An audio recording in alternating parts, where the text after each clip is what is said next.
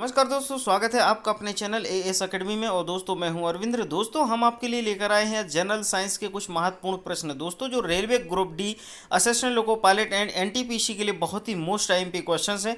दोस्तों मैंने कल आपको 20 क्वेश्चन कंप्लीट करा दिए थे। 21 नंबर के क्वेश्चन से मैं आज स्टार्ट करूँगा। और दोस्तों यदि आपने कल के 20 क्वेश्चन नहीं देखे तो आप उनको आराम से देख सकते हैं। मैंने उस वीडियो की लिंक इस वीडियो के डिस्क्रिप्शन में दे दी है, तो वहाँ से आप ओपन करके जरूर देख सकते हैं। दोस्तों चलिए हम 21 नंबर का क्वेश्चन देखेंगे। रात में तारे क्यों चमकते हैं? अब आपको ध्यान रखना है दोस्तों कि रात में जो तारे हैं वह क्यों चमकते हैं। तो रात में तारों के चमकने का कारण क्या हो सकता है, तो हम देखेंगे दोस्तों।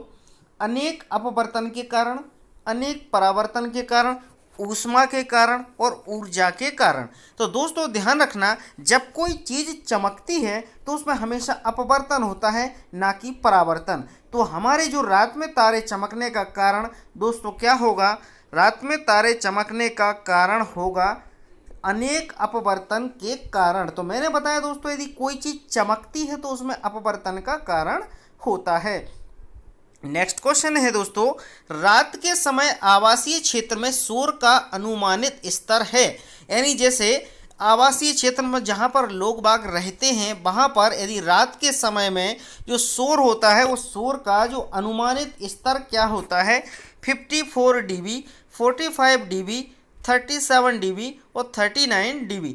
तो दोस्तों इसका जो सही आंसर हो जाएगा 45 dB। यानी इसका जो सही आंसर 45 dB, यानी ऑप्शन नंबर बी आंसर आपका सही होगा। ठीक है, चलिए नेक्स्ट क्वेश्चन है आपका, सूर्य की ऊष्मा पृथ्वी पर कैसे पहुंचती है? अब जो सूर्य की ऊष्मा है वह पृथ्वी पर कैसे पहुंचती है?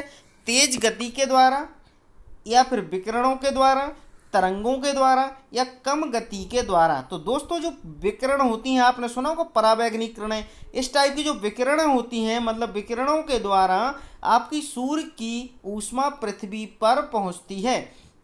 तो ऑप्शन नंबर आपका बी आंसर सही हो जाएगा। ठीक है, विकिरणों के द्वारा सूर्य की जो ऊष्मा है पृथ्वी पर पहुंचती है। नेक्स्ट क्वेश्चन है आपका, वायुमंडल के ऊपरी भाग में ओजोन परत हमारी रक्षा किससे करता है? यानी जो वायुमंडल के ऊपरी भाग में ओजोन परत हमारी रक्षा कैसे करता है? तो इसका सही आंसर दोस्तों होगा जैसे विकिरणों के कारण, परावैंगनी किरणों के कारण, ज्वलन किरणों के कारण और हानिकारक किरणों के कारण। तो दोस्तों ध्यान रखना है कि वायुमंडल में जो ऊपरी भाग में ओजोन परत है हमारी रक्षा परावैंगनी किरणों के कारण करता है। तो ऑप्शन नंबर बी आंसर सही होगा। नेक्स्ट क्वेश्चन है, प्रकाश को सूर्य से पृथ्वी तक पहुंचने में कितना समय लगता है? यानी जो प्रकाश है वह सूर्य से पृथ्वी तक पहुंचने में उसे कितना समय लगता है? तो ध्यान रखिएगा दोस्तों, 8 मिनट 3 सेकंड लगता है। तो ऑप्शन नंबर बी आंसर आपका सही हो जाएगा। ठीक है, 8.3 मिनट लगता है ना, 8.3 है ना। तो ऑप्शन नंबर बी आंसर आपका सही होगा। चलिए नेक्स्ट क्वेश्चन है, एक सामान्य नेत्र के लिए सुस्पष्ट दृष्टि की न्यूनतम दूरी क्या है? यानी एक सामान्य नेत्र के लिए सुस्पष्ट, यानी किसी भी इंसान की एक अच्छी आंख के लिए सुस्पष्ट दृष्टि देखने के लिए न्यूनतम दूरी क्या होती है?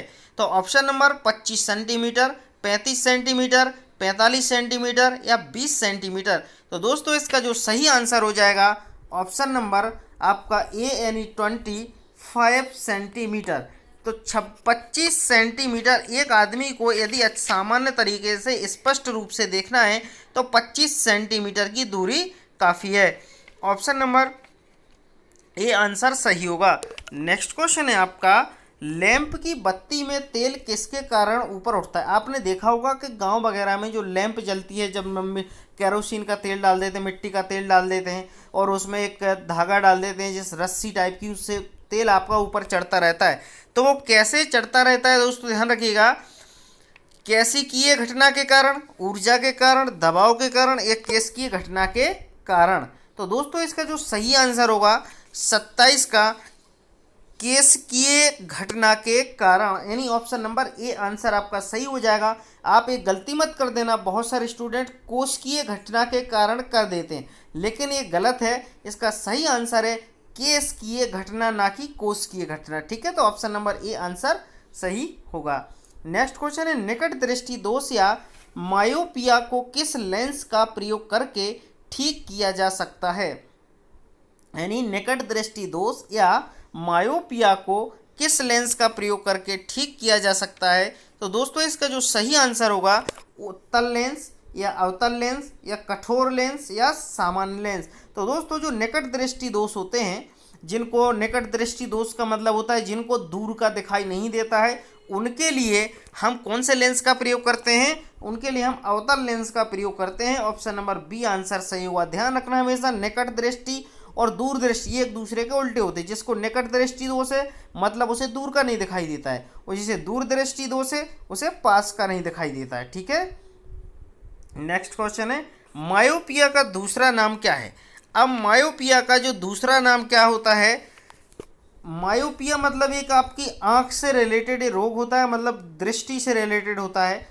तो मायोपिया का मतलब होता है दोस्तों दूर दृष्टि दोष, यानी जिसको दूर दृष्टि दोष होता है उसे बोलते हैं हम मायोपिया। ठीक है, समीप दृष्टि या नेत्र का दृष्टि या नेत्र दृष्टि, लेकिन इसको बोलते हैं हम दूर दृष्टि दोष। यानी ऑप्शन नंबर ए आंसर आपका सही हो जाएगा। ठीक है, चलिए नेक्स्ट क्वेश्चन आपका, सर मैंने मायोपिया का जो दूसरा नाम, मायोपिया बोलते हैं हम निकट दृष्टि दोष को, मायोपिया निकट दृष्टि दोष को बोलते हैं। इसका इसलिए इसका आंसर ए नहीं होगा, इसका आंसर बी आंसर आपका सही होगा, यानी समीप दृष्टि दोष है ना।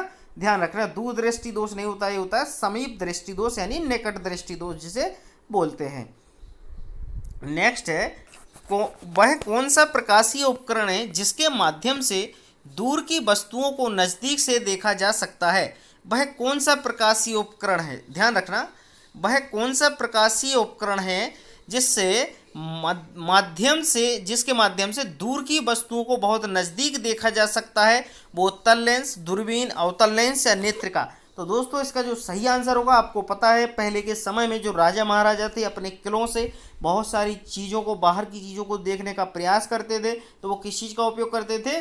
दूरबीन का करते थे। तो ऑप्शन नंबर बी आंसर आपका सही होगा। ठीक है, चलिए नेक्स्ट है आपका, किसी बांध की दीवार या नींव या उसकी आधार पर अधिक चौड़ी होती है क्योंकि? मतलब किसी बांध की जो दीवार है वह अधिक चौड़ी होती है, उसका कारण क्या है? इसका कारण क्या हो सकता है? दाब को सहन कर सकती है, कम दाब को सहन कर सकती है, या ज़्यादा दाब को सहन कर सकती है, या तेज गति को सहन कर सकती है? तो दोस्तों इसमें कन्फ्यूजन होने वाले चार ही आंसर आपको समझ में आएंगे, लेकिन ध्यान करना कि जो बांध का जो दीवार है, नीचे का फाउंडेशन है जिसको नींव बोलते हैं, वो इसलिए हम चौड़ी रखते हैं क्योंकि वो दाब को सहन कर सके, यानी प्रेशर को, यानी जो पानी का दाब होता है, भराव होता है, उसको सहन कर सके।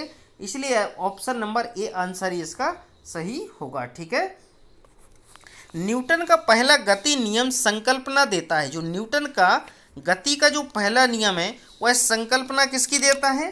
ये तो आंसर आप सभी को मुझे लगता पता होगा, जड़त्व का, गति का, या ऊष्मा का, या ऊर्जा का। तो न्यूटन का जो भी नियम होता है फर्स्ट सेकंड थर्ड, ये दोस्तों जड़त्व का, यानी ऑप्शन नंबर ए आंसर आपका सही होगा। ठीक है, फुहारा किस सिद्धांत पर काम करता है? आपको पता है जो फुहारा होता है वह किस सिद्धांत पर कार्य करता है? जैसे जो बड़े बड़े पानी के फुव्वारे लगे रहते हैं, उनमें छोटे छोटे नल लगे रहते हैं, फिर पतली पतली नलिकाएं लगी रहती हैं, उसके द्वारा वो मतलब एक बहुत सारा फुव्वारा से पानी निकलता है। तो वह किस सिद्धांत पर कार्य करता है? कोशिका के सिद्धांत पर, या बर्नौली के सिद्धांत पर, या न्यूटन के सिद्धांत पर, या हैग्रो के सिद्धांत पर? तो दोस्तों ध्यान रखना, कोशिका के सिद्धांत पर फुहारा काम करता है। तो ऑप्शन नंबर ए आंसर सही होगा। नेक्स्ट है, एनेमोमीटर क्या मापने में काम आता है? जो एनेमोमीटर है वह क्या मापने में काम आता है? एनेमोमीटर है दोस्तों गति के वेग को, ऊष्मा के वेग को, पवन के वेग को, या ऊर्जा को। तो ध्यान रखना, एनेमोमीटर से हम क्या नापते हैं? पवन के वेग को नापते हैं। पवन यानी हवा के वेग को मापते हैं। तो ऑप्शन नंबर सी आंसर आपका सही होगा। नेक्स्ट है, बॉल पेन किस सिद्धांत पर कार्य करता है? जो आपका बॉल पेन है जिससे आप लिखते हैं वह किस सिद्धांत पर कार्य करता है? पृष्ठीय तनाव, बाहरी तनाव, आंतरिक तनाव, या घर्षण? तो इसका जो सही आंसर होगा दोस्तों ऑप्शन नंबर ए, यानी पृष्ठीय तनाव के सिद्धांत पर वह काम करता है जो आपका बॉल पेन होता है। तो ऑप्शन नंबर ए आंसर आपका सही होगा। ठीक है, चलिए नेक्स्ट क्वेश्चन है, पानी से निकालने पर शेविंग ब्रश के बाल आपस में चिपक जाते हैं, इसका कारण क्या है? जैसे आपको पता है कि जो आपका शेविंग करने वाला ब्रश होता है दोस्तों, इस शेविंग करने वाला ब्रश होता है, यदि आप लोग क्या काम करते हैं, जब शेविंग करते हैं तो यदि हमने इसको मतलब जो आपका मग होता है उस मग में यदि आपने ये डाला, पानी भरा है इसमें, पानी भरने के बाद इस ब्रश को यदि आपने दोस्तों इसमें डालना है और डालने के बाद जब निकालते हो तो इस में क्या हो जाते हैं, ब्रश में बाल चिपक जाते हैं, छोटे छोटे बाल चिपक जाते हैं। तो उसका रीजन क्या है? आंतरिक तनाव, पृष्ठीय तनाव, घर्षण या बाहरी तनाव। तो दोस्तों इसका जो सही आंसर होगा वो होगा पृष्ठ तनाव, यानी ऑप्शन नंबर बी आंसर सही हो जाएगा, यानी पृष्ठ तनाव के कारण वह बाल आपस में चिपक जाते हैं। नेक्स्ट क्वेश्चन है, तड़ित किसके द्वारा उत्पन्न होती है? जो तड़ित होती है वह किसके द्वारा उत्पन्न होती है? विद्युत विसर्जन के, कोणीय संवेग के और संवेग के और शक्ति के वेग से। तो दोस्तों इसका जो सही आंसर होगा विद्युत विसर्जन, यानी ऑप्शन नंबर ए आंसर सही होगा। 37 का ए, ऑप्शन नंबर ए, यानी विद्युत विसर्जन के कारण उत्पन्न होती है तड़ित। ठीक है, नेक्स्ट है आपका, सबसे पहले ग्रह गति नियम कहाँ किसने किया था? यानी नियम मतलब सबसे पहले ग्रह गति का नियम शुरू किसने किया था? डेविड थॉमसन ने, जोन्स केपलर ने, हॉकिंस ने और जॉनसन ने। तो दोस्तों इसका जो सही आंसर होगा जोन्स केपलर ने। ये जोन्स केपलर नामक एक वैज्ञानिक थे, तो ध्यान रखना ऑप्शन नंबर बी आंसर इसका सही होगा। ठीक है, नेक्स्ट क्वेश्चन है, वायुयान खड़े लूप में हवाई करतब दिखा सकता है। जो वायुयान है वह खड़े लूप में हवाई करतब दिखा सकता है, इसका कारण क्या है? अभिकेंद्रीय बल के कारण, ऊष्मा वेग के कारण, घर्षण बल के कारण और विद्युतीय बल के कारण।